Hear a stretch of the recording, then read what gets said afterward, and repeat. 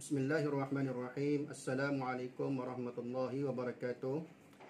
Jadi insya-Allah pada hari ini kita akan membincangkan topik yang pertama, iaitu berkenaan dengan alam sekitar menurut Islam. Jadi dalam topik ini dibahagikan kepada beberapa subtajuk. Jadi yang pertamanya adalah berkenaan dengan definisi alam sekitar.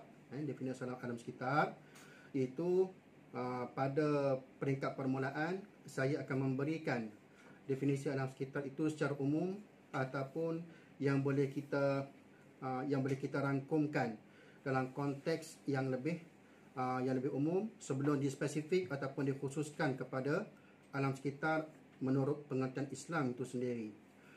Okey, kalau merujuk kepada slide yang tertera, definisi alam sekitar telah dibahagikan kepada beberapa bahagian. Antaranya kita boleh lihat definisi dalam konteks Jabatan Alam Sekitar itu sendiri, iaitu berdasarkan kepada Akta Kualiti Alam Sekeliling Malaysia. Definisi yang dikemukakan adalah faktor-faktor fizikal yang mengelilingi kehidupan manusia dalam pelbagai perkara. Sama ada tanah, air, udara, iklim, bunyi dan sebagainya. Kemudian ekosfera yang mengandungi ekosistem yang saling berinteraksi antara satu sama lain. Iaitu ekosistem ini pula terdiri daripada faktor-faktor biologi yang saling bergantung sesama sendiri, iaitu di antara faktor-faktor biologi dengan faktor-faktor fizikal. Okey. Dalam konteks ini, kalau kita lihat kepada yang lebih terperinci, kita boleh bahagikan alam sekitar itu terdiri daripada dua unsur, iaitu kita boleh bahagikan kepada unsur biotik dan juga abiotik. Okey, abiotik itu biotik merupakan elemen-elemen yang boleh dilihat ataupun kita boleh rasa ataupun kita boleh berhubung. Contoh biotik itu contohnya manusia itu sendiri, itu merupakan unsur biotik dalam konteks alam sekeliling. Kemudian haiwan dan juga tumbuh-tumbuhan dan juga organisma-organisma yang lain yang kita dapat lihat dan juga dapat kita sentuh dan sebagainya. Itu dikatakan biotik. Kemudian abiotik. Abiotik ini merupakan unsur-unsur yang tidak bernyawa. Okey, unsur-unsur yang tidak bernyawa. Kalau biotik tadi selain dapat dilihat ataupun disentuh dan lain-lain, ianya merupakan unsur bernyawa. Kalau abiotik merupakan unsur-unsur alam yang tidak bernyawa. Apa dia contohnya? Contohnya tanah, air, udara dan sebagainya.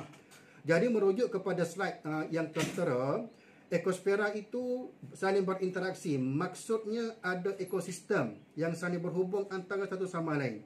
Satu ekosistem telah terbentuk antara unsur-unsur ataupun makhluk-makhluk ataupun kita katakan benda-benda yang ada di atas muka bumi ini ataupun berada di alam sekeliling. Contohnya interaksi ataupun ekosistem yang terbentuk antara manusia, haiwan dan juga tumbuh-tumbuhan. Contohnya dengan udara, air dan lain-lain. Itu yang dimaksudkan dengan apa yang tertera dalam konteks ekosfera di slide yang kamu dapat lihat ataupun terpapar. Terbentuknya ekosistem yang saling menghubungi antara satu sama lain. Okay. Itu satu definisi yang dikemukakan dalam konteks Jabatan Alam Sekitar, iaitu menurut Akta Kualiti Alam Sekeliling Malaysia. Kemudian dalam bahasa Inggeris, menurut Oxford Dictionary, dalam bahasa Inggeris kita kenali alam sekitar ini dengan environment, iaitu merujuk kepada setiap benda yang berada berdekatan ataupun di sekeliling kita. Maksudnya unsur-unsur yang ada di sekeliling kita, ataupun dalam bahasa Inggerisnya surrounding. Apa yang berada di surrounding kita itu merupakan elemen-elemen yang boleh kita rangkumkan dalam konteks alam sekitar.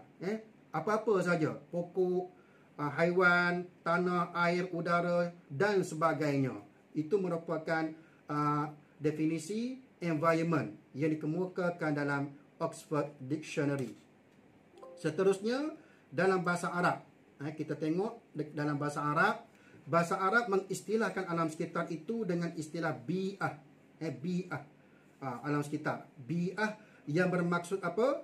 Persekitaran ataupun keliling. Maksudnya lebih kurang sama, iaitu perkara-perkara yang berada dalam persekitaran kita, yang berada di sekeliling kita dan juga berada dalam lingkungan yang kita dapat capai dalam kehidupan seharian, merangkumi semua perkara. Sama ada unsur-unsur itu merupakan unsur-unsur hidup ataupun unsur-unsur yang tidak hidup ataupun tidak bernyawa. Itu dirangkumkan dalam konteks bi'ah ataupun alam. Bi'ah ini dalam bahasa Arab. Bi'ah dalam bahasa Arab yang kita maksudkan ialah alam sekitar. Okey. Lisanul Arab, bahasa Arab juga. Dalam konteks bahasa Arab, Lisanul Arab ini merupakan satu kamus. Satu kamus bahasa, kamus istilah bahasa Arab. Apakah yang dimaksudkan dengan alam? Alam ataupun bi'ah tadi, dia maksudkan rumah sesuatu kaum yang terletak di suatu lembah ataupun kelembutan sesuatu tempat kerana persekitaran yang elok. Maksudnya kedua-dua kita boleh gunakan. Sama ada kalau kita boleh maksudkan rumah sesuatu kaum yang terletak di suatu lembah itu merupakan penempatan manusia, ataupun mungkin kita boleh maksudkan juga dengan unsur-unsur fizikal yang boleh kita lihat ataupun kita kesan dalam konteks apa yang ada di sekeliling kita. Ataupun yang kedua pun kita boleh gunakan juga, iaitu kelembutan suatu tempat kerana persekitaran yang elok. Maksudnya alam sekitar ini lazimnya kita kaitkan dengan unsur-unsur yang indah, ceria, cantik dan sebagainya. Itu maksudnya kelembutan suatu tempat itu. Maksudnya alam sekitar itu, sebagaimana saya katakan tadi, kita sering kaitkan dia dengan keindahan, keceriaan dan juga apa orang kata, kesegaran dan juga lain-lain yang kita akan tengok dalam topik yang seterusnya nanti. Wallahu alam. Untuk definisi alam sekitar, iaitu saya telah kemukakan definisi tersebut dalam konteks secara umum. Kemudian kita akan spesifik kepada alam sekitar menurut Islam sebagaimana yang telah diistilahkan di dalam Al-Quran dan juga di dalam Al-Hadith. Wallahu alam. Assalamualaikum warahmatullahi wabarakatuh. Baik, saya akan sambung perbincangan tentang pendefinisian alam menurut Al-Quran. Sepanjang pembacaan di dalam Al-Quran, pengkajian kita di dalam Al-Quran, alam ini didefinisikan dengan 3 makna. Yang pertama adalah alam ini merupakan ciptaan Allah Subhanahu Wa Taala. Yang kedua, alam ini adalah tanda kekuasaan Allah Subhanahu Wa Taala. Ini dapat disimpulkan dalam firman Allah Subhanahu Wa Taala dalam surah Sajdah yang kita duk baca pagi Jumaat tu, ayat 4, ba'da a'udzubillahi minasyaitonirrajim. Allahul ladzi khalaqas samawati wal arda wa ma bainahuma fi sittati ayyam. Allah Subhanahu Wa Taala yang menciptakan langit dan bumi pada 6 masa. Summastawa 'alal arsh. Kemudian Allah Subhanahu Wa Taala beristiwa di atas, bersemayam di atas arasy. Ma lakum min dunihi min waliyyin wala syafi'in afala tatazakkarun. Dan tidak ada penolong dan juga syafaat kecuali daripada Allah Subhanahu Wa Taala. Afala tatazakkarun. Dalam Quran Allah sebut tu, tidakkah kamu mengambil ingat? Ada afala tazakkarun, afala yubsirun, afala yasma'un. Semua itu dikaitkan dengan penciptaan alam. Jadi alam itu selain daripada ciptaan Allah Subhanahu Wa Taala dalam Quran, Allah juga sebut tentang alam ini menjadi tanda-tanda kepada kekuasaan Allah Subhanahu Wa Taala. Itu yang pertama. Kemudian yang kedua adalah alam ini adalah milik Allah Subhanahu Wa Taala. Kenapa? Kerana dalam surah Al-Hajj ayat 69, ba'da a'udzubillahi minasyaitonirrajim, lahu ma fis samawati wa ma fil ard wa innallaha lahuwal ghaniyyul hamid. Kata Allah, firman Allah Subhanahu wa taala, segala yang ada di langit dan di bumi adalah kepunyaan Allah Subhanahu wa taala, dan sesungguhnya Dia, yakni Allah Subhanahu wa taala, yang maha kaya lagi maha terpuji. Kita berpindah kepada subtopik yang lain, iaitu hubungan manusia dengan alam. Boleh disimpulkan hubungan manusia dengan alam ini terbahagi kepada 3 seperti yang ada dalam slide ni. Yang pertama adalah hubungan manusia dengan manusia. Yang ni banyak Nabi SAW berpesan kepada kita supaya kita jaga hubungan baik kita sesama manusia. Datang hadis-hadis sahih tentang memberi salam, datang hadis-hadis sahih tentang menjaga hubungan jiran, datang hadis-hadis sahih dan juga ayat Quran untuk suruhan kepada berbuat baik. Kemudian yang kedua adalah menjaga hubungan manusia dengan tumbuhan. Yang ni juga banyak anak-anak sekalian. Contohnya lah untuk datang satu hadis Nabi sallallahu alaihi wasallam, hadis tentang hadis ni riwayat Muslim, tentang bagaimana saranan Nabi SAW. Nabi sebut tentang siapa yang tanam pokok, kemudian pokok itu berbuah, kemudian buah itu dimakan oleh manusia, oleh haiwan, oleh burung, maka orang itu tetap akan mendapat pahala di sisi Allah Subhanahu wa taala. Kemudian yang ketiga, menjaga hubungan manusia dengan haiwan. Jadi manusia dituntut untuk jaga hubungan. Kita jaga juga hubungan dengan haiwan. Jaga hubungan dalam bentuk apa? Ketika kita nak, contohnya datang hadis Nabi SAW, ketika kita nak sembelih, kan, nak menyembelih haiwan, maka datang hadis Nabi, hadis riwayat Muslim, Nabi suruh kita tajamkan pisau supaya tidak menyakiti haiwan tersebut. Jadi anak-anak yang dirahmati Allah Subhanahu wa taala, kita masuk kepada topik yang baru, iaitu kepentingan pemeliharaan alam sekitar. Kepentingan pemeliharaan alam sekitar. Dan saya minta untuk topik ini anak-anak boleh membuat rujukan ataupun membaca secara lebih lanjut dalam artikel yang saya bekalkan dalam kelas. Namun begitu, kita boleh bahagikan kepentingan menjaga alam sekitar ini kepada 4 bentuk. Yang pertama adalah pentingnya kita menjaga atmosfera, ataupun boleh kita katakan yang dimaksudkan dengan atmosfera ni adalah ruangan udara bumi. Maksudnya kita perlu jaga bumi kita ini, ruangan atmosfera kita ni yang mengandungi udara.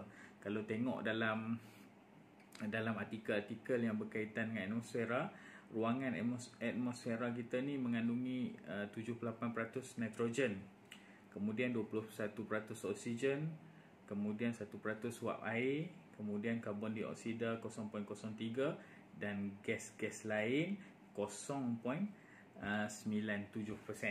Jadi pentingnya jaga udara di sekeliling kita ini, kerana udara yang kita gunakan ini adalah untuk kita bernafas, kan? Bernafas untuk keselesaan kita semua. Juga teknologi juga menggunakan ruang udara, seperti teknologi telekomunikasi, teknologi penerbangan. Bayangkan anak-anak sekalian, kalau jerbu, berapa banyak penerbangan yang terpaksa ditangguhkan kerana masalah pendaratan dan juga pelepasan kapal terbang. Itu sebagai contohnya. So dalam hadis kita jumpa juga antaranya Nabi SAW bila bersin. Hadis ni riwayat Tirmizi. Hadis nombor 2745, yang mana diriwayatkan Nabi SAW apabila bersin menutup mukanya dengan tangan dan juga merendahkan suara. Bila kita bersin tu Hashim, kan? Jadi Nabi merendahkan suara ketika bersin. Itu yang pertama, kepentingan kita jaga atmosfera. Kemudian yang kedua, dalam artikel tu disebut, pentingnya kita menjaga hidrosfera. Hidrosfera ni apa? Maksudnya sumber-sumber yang berkaitan dengan air. Tuntutan untuk kita menjaga sumber air kita, yang mana bumi kita ini dilingkungi 75% daripada bumi itu adalah terdiri daripada unsur air. Dalam surah An-Nahl ayat 14, Allah Subhanahu Wa Taala menyatakan antara fungsi lautan adalah untuk manusia mendapatkan daging, mendapatkan makanan lah, ikan, sotong dan sebagainya. Kemudian juga fungsinya sebagai satu, orang kata apa, fungsi untuk mencari rezeki. Dan juga fungsi yang lain dalam surah An-Nahl disebut sebagai fungsi kenderaan ataupun kapal yang berlayar di lautan. So boleh berlayar daripada satu tempat ke satu tempat, memindahkan barangan, manusia dan sebagainya.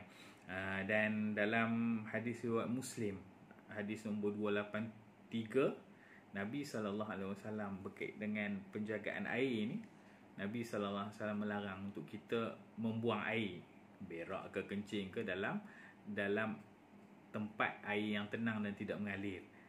Kenapa? Kerana ia akan menyebabkan air itu menjadi kotor dan bernajis. Itu yang kedua yang kita kena jaga, selain daripada kepentingan menjaga atmosfera, kepentingan juga menjaga hidrosfera.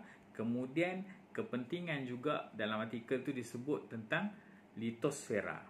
Litosfera iaitu berkaitan dengan penjagaan tanah, batuan, yang mana Allah Subhanahu Wa Taala juga sebut dalam Al-Quran, surah Al-A'raf ayat 58. Bumi yang baik, negara yang baik akan mengeluarkan hasil yang baik, manakala tanah yang buruk ataupun negara yang tercemar akan menyebabkan tumbuhannya merana. Ini disebut oleh Allah Subhanahu Wa Taala dalam surah Al-A'raf ayat 58. Jadi anak-anak yang dirahmati Allah Subhanahu Wa Taala, seterusnya adalah kepentingan kita menjaga biosfera. Biosfera ni apa? Biosfera ni berkait rapat dengan tumbuh-tumbuhan, berkait rapat dengan manusia, berkait rapat dengan haiwan. Semuanya disifatkan sebagai tumbuhan ataupun haiwan ataupun makhluk yang bernyawa. Contohlah dalam Al-Quran, dalam surah An-Nahl ayat 5, cerita tentang bagaimana binatang-binatang itu memberi faedah. Bagaimana binatang-binatang itu diciptakan untuk manusia. Kemudian manusia mengambil manfaat daripada binatang tu untuk buat apa? Untuk makan, kemudian juga untuk kenderaan, dan juga untuk, orang kata apa, kita dapatkan bulunya untuk memanaskan badan, buat baju dan sebagainya. So saya kira setakat itu dulu untuk minggu ni. Jadi mudah-mudahan ia memberi manfaat kepada semua. Aku qauli hadza wa astaghfirullah li wa lakum. Assalamualaikum warahmatullahi wabarakatuh.